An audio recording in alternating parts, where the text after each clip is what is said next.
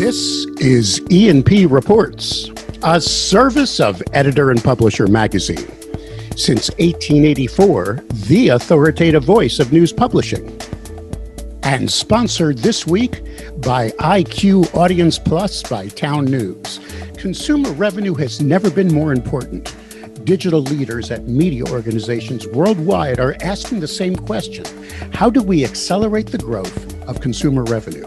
Traditional one-size-fits-all paywalls aren't the answer. They're blunt instruments that treat all visitors the same way, costing you money. IQ Audience Plus by Town News is a smart, dynamic metering solution that empowers you to maximize revenue by identifying key audiences, seeding engagement, and growing membership and subscriptions. Ready to supercharge your consumer revenue, grow engagement, and bolster your advertising income? Visit townnews.com/EP today to learn more about IQ Audience Plus. And a warm welcome once again. I'm Mike Linder, publisher of E&P. And if you're gaining value of E&P Reports, our weekly podcasts, please subscribe to the podcast channel you're on right now. If you're watching us on YouTube, go below the screen, click the subscribe button, hit the bell just to the right, and you'll get an alert each and every time we upload a new E&P Reports. And I have a question for you. Who is the Al Gore of the global news publishing industry?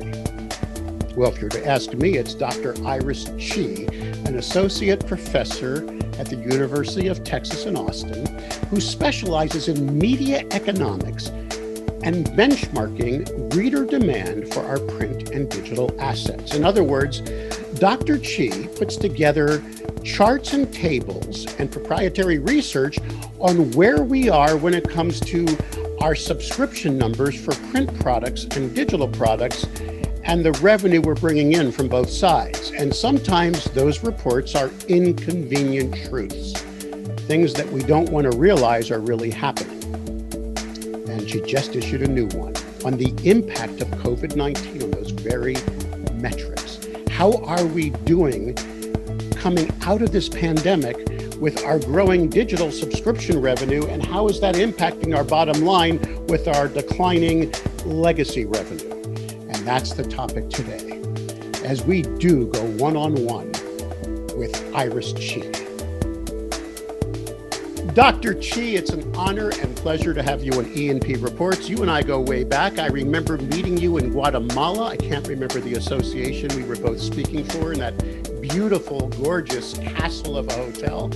Then you spoke at my conference in 2017 in Austin, your hometown, except you're not in your hometown right now. Where do we find you today for our broadcast? Where are you? I'm doing this from Taipei, Taiwan. Taipei, Taiwan, but you're still teaching at the University of Austin. You're doing that virtually through COVID, am I correct? Yes. And your students don't seem to mind that, do they? Are they? They are behaving as well. That's good to know. I want to bring up something now. I introduced you to my audience back in 2017 in Austin as, I should say, the infamous author of a report that was an inconvenient truth to the industry. And it was called the Ramen noodle theory. I don't know if you called it that or someone else did, but suddenly it's getting tweeted around as Dr. Chyi's ramen noodle theory. Could you quickly just review what that was all about so everybody understands why some people dislike you whenever you issue data, but just give us a quick cook's tour of what the ramen noodle theory was. Okay. My research suggests that news consumers in general perceive online news as an inferior good, such as ramen noodles, which is fast, convenient, cheap, but not as good as steak, which is like a print newspaper.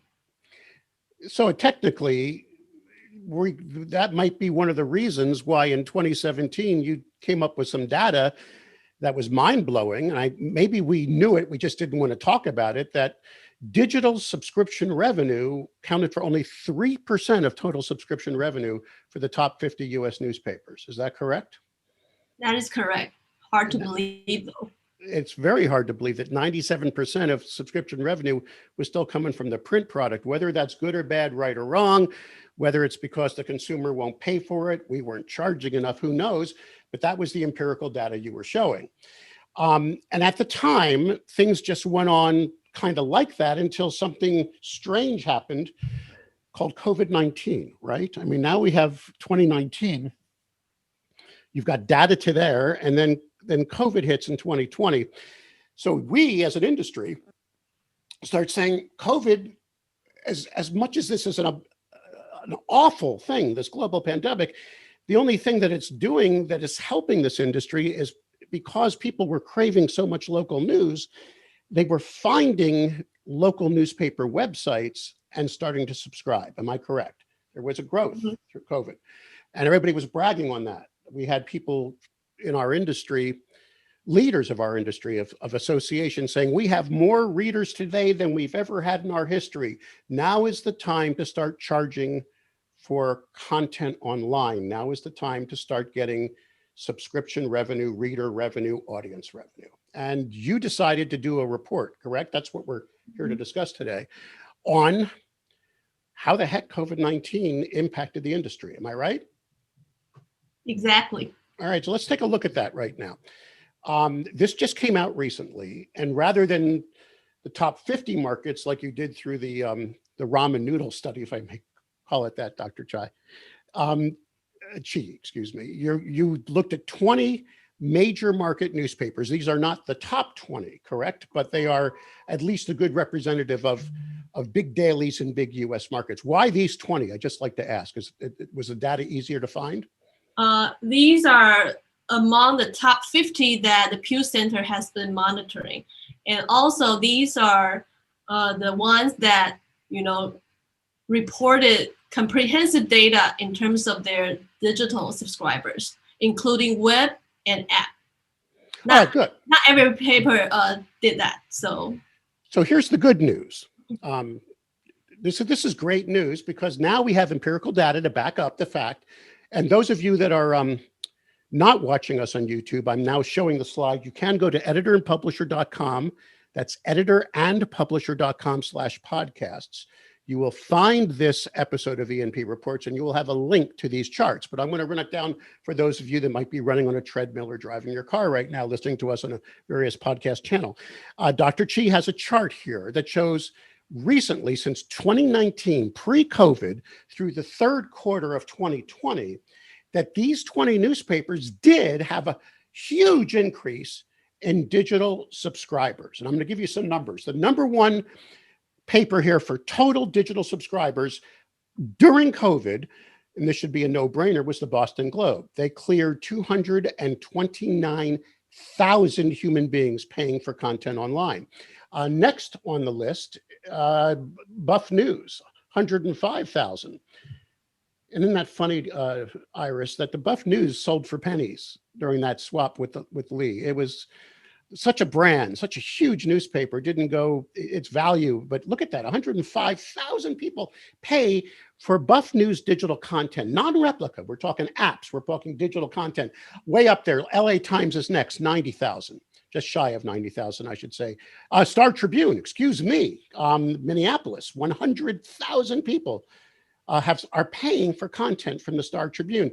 And then the Seattle Times at 61,000. And the growth numbers, and I'm going to run these down real quick.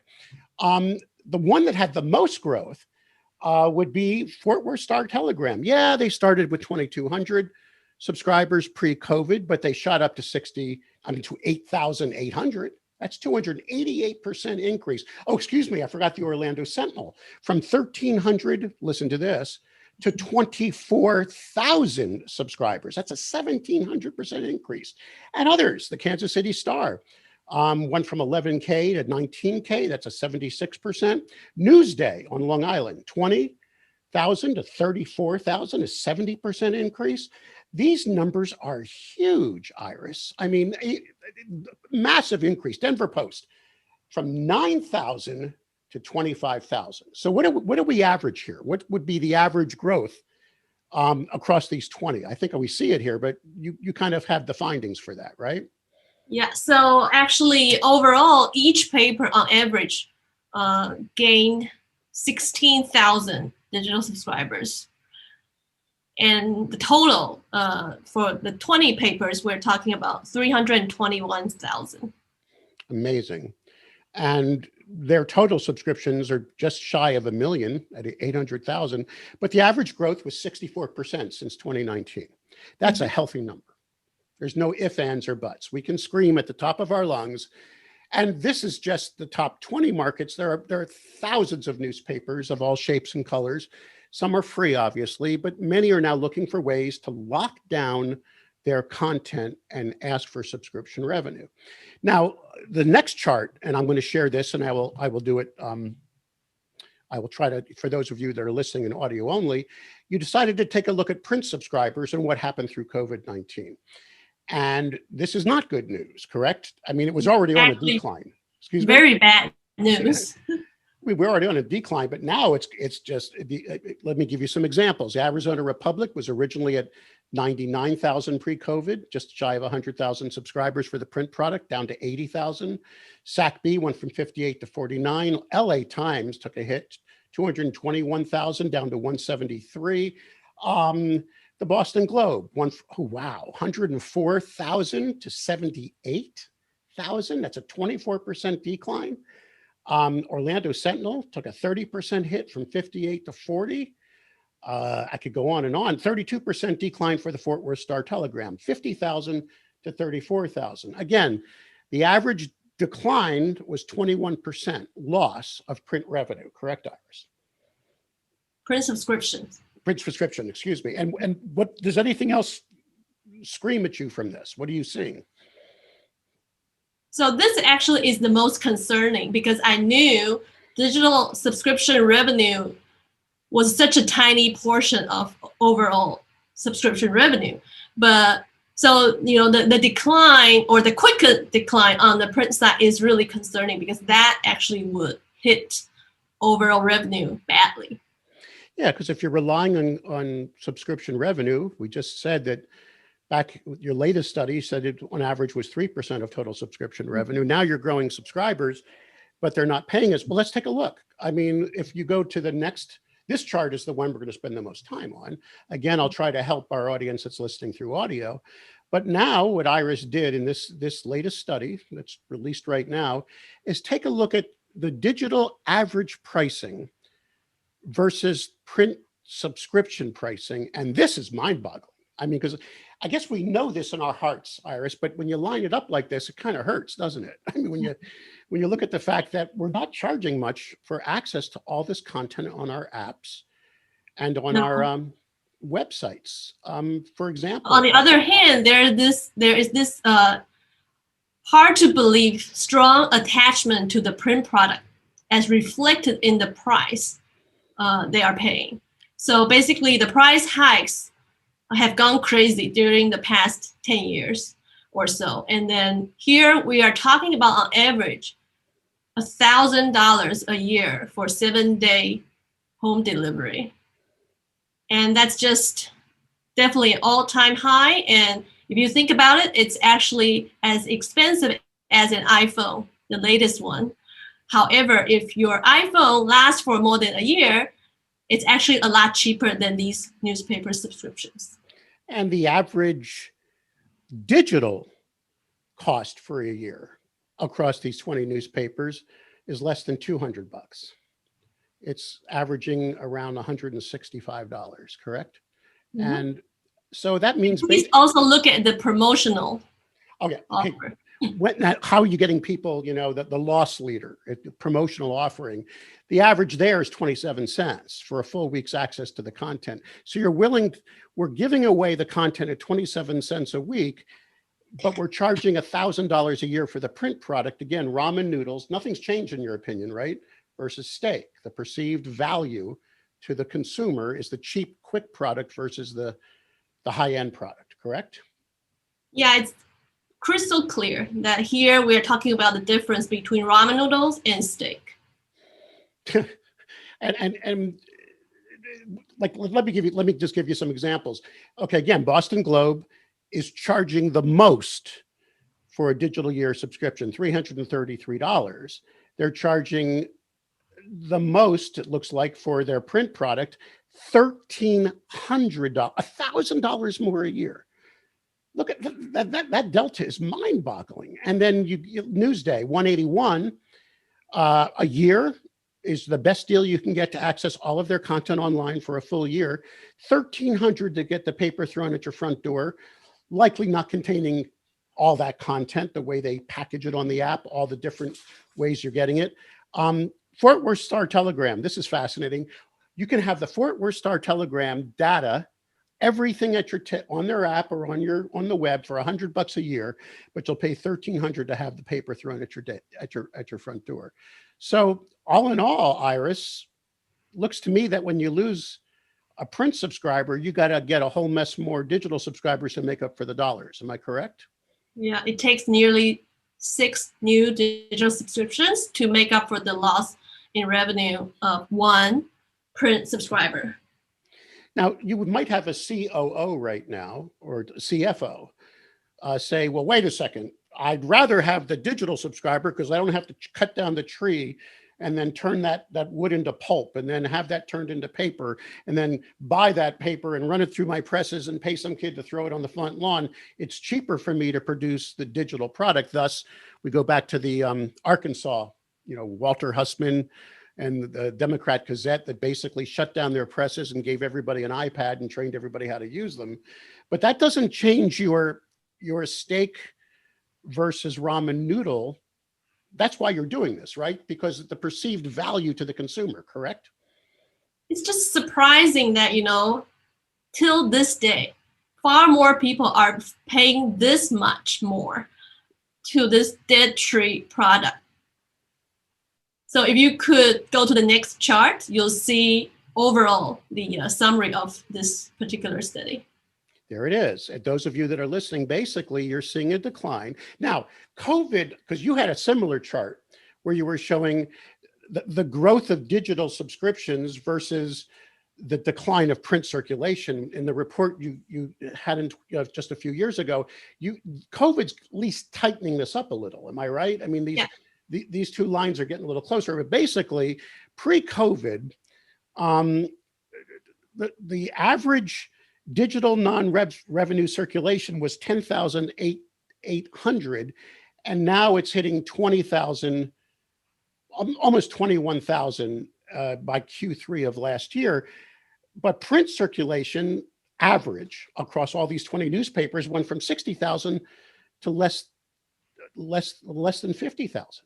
So there's still this disparity where your digital dollars are not replacing the print dollars you're losing, correct? And yes, so there are a few things. First of all, till this day, given the price gap, which is more than dramatic, still far more people are paying for the print edition. So that's the first surprise.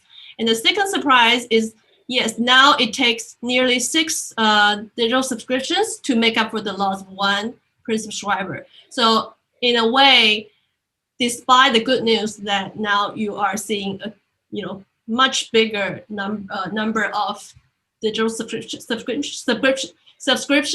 you are actually losing money. So the impact of COVID on revenue is surely negative. So when digital transformation actually happens, it's actually exchanging analog dollars with digital dimes again.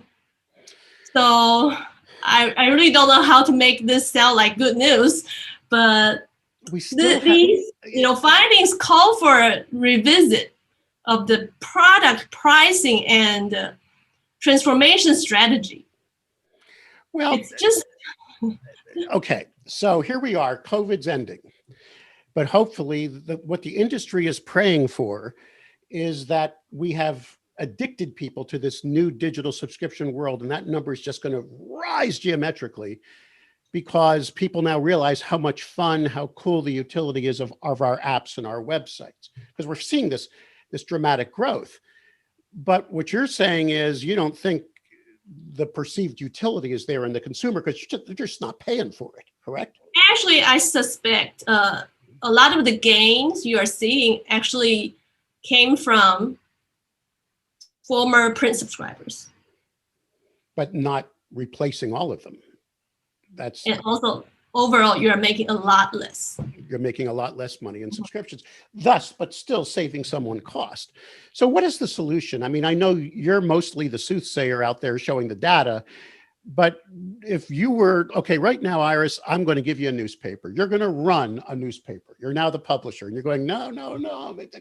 What would you do if you had numbers like this? If you were running the Austin and Statesman, what would you do to try to survive post-COVID with people still paying for your content, if I may ask? Apparently, the print product is still the core product because it's still preferred and it's being paid for by more people. So to drop this death narrative is the first thing I think publishers need to do, because once you believe, this thing is going to die, you're never going to, continue investing more in it.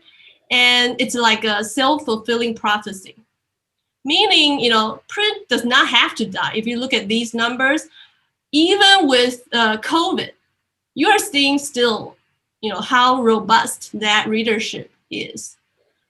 So I'm not saying, digital is not important, but at the same time, you have to drop the narrative.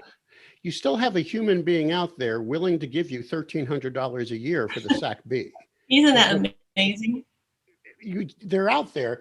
But if you ignore that product and don't give it the love, if I may use that term, it deserves, that 1,300s will constantly keep dwindling. There's your self-fulfilling prophecy, in other words, correct? Actually, there is a causal relationship between price hikes and circulation numbers.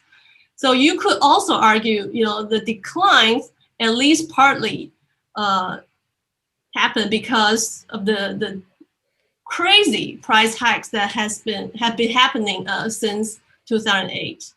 So in a way, simply because you have fewer and fewer subscribers does not mean business-wise it's not as important. So even today, there's no way to really drop any legacy product given, this is the revenue prospect. So simply because something is declined does not mean it's not profitable, does not mean it's important. So, so that's the first thing. And the second thing is readers' preference definitely should be taken into account more so, in a time like this. And the second thing is like advertising is very often ignored in, since the industry has been chasing revenue from readers, this reader revenue push, which in a sense is not totally practical or pragmatic. If you look at these numbers. Then again, I put back on our screen for the YouTube viewers the infamous chart from Dr. Chyi that shows that the average human being is paying $165 a year for our digital content and $1,000 a year for the print content. And that's it in a nutshell. We have some hard choices to make. Number one is give up on print and then lose all that revenue and raise the living heck out of the price for the digital product. However, if that digital product, I'm not trying to put words in your mouth, Iris, but you've said it, if the digital product is perceived like a ramen noodle and you're taking away their steak, they're going to go elsewhere for the high-end product, correct? And then we've lost that reader forever. That's the inconvenient truth, correct? Exactly. Also, even if it's steak, there's a limit, how much you can charge for a piece of steak.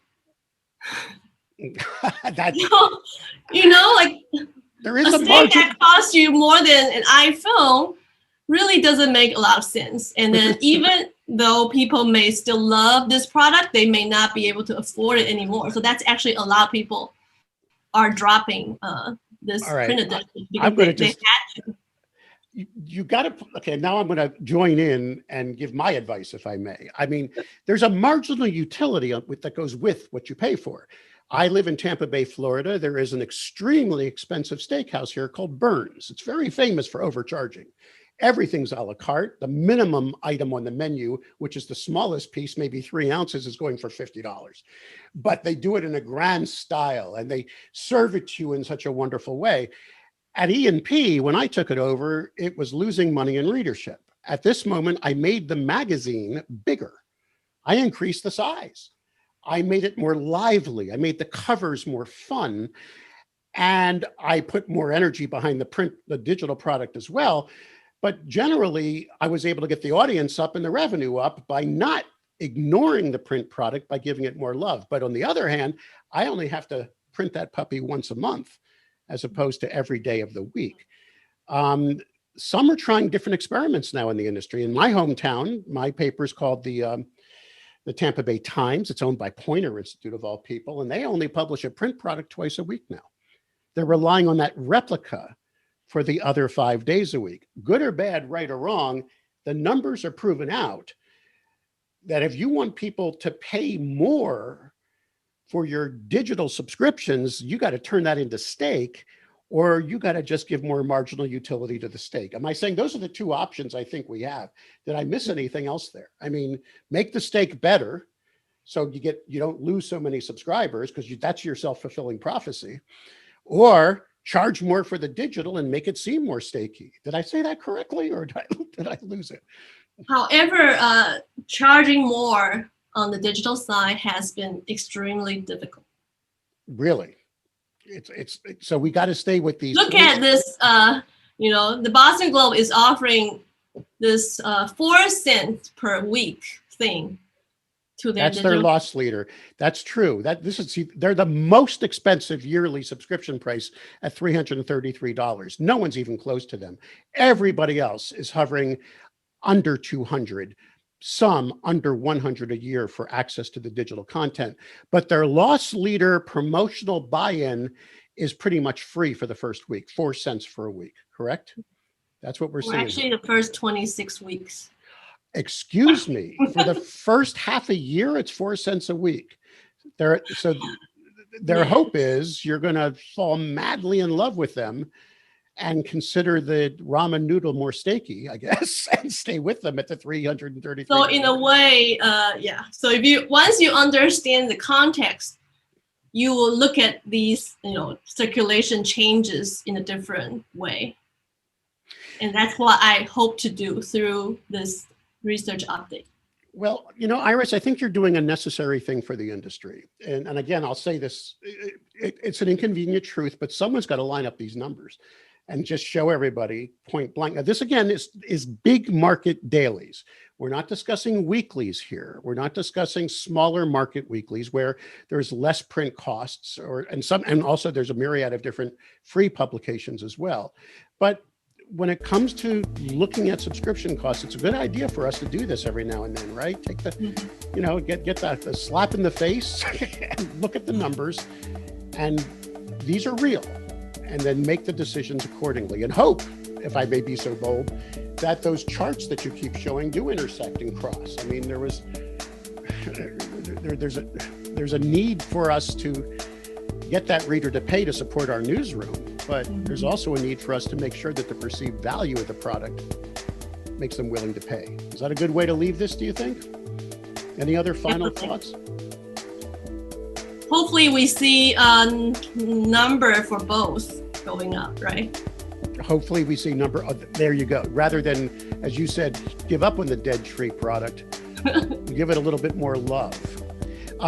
Iris, if people... They can go hand in hand. They all go hand in hand. Iris, if people want to get a hold of you, you do have a website that you keep updated, do you not? And where is that at? irischyi.com. That's Iris is obviously IRIS. Chyi is CHYI. So it's irischyi.com. Can people access this report there? Are you going to have it on your site? Mm-hmm. Great. We'll also have it on E&P as well. Thank you so much for your valuable time. I really appreciate it. I want you to stay well. And the moment you get back to the US, hopefully you'll be able to join us at a real conference somewhere someday as we get back into normality. Until then, stay healthy and stay well. And thank you so much for sharing this with our audience today. Thank you, Mike, for having me.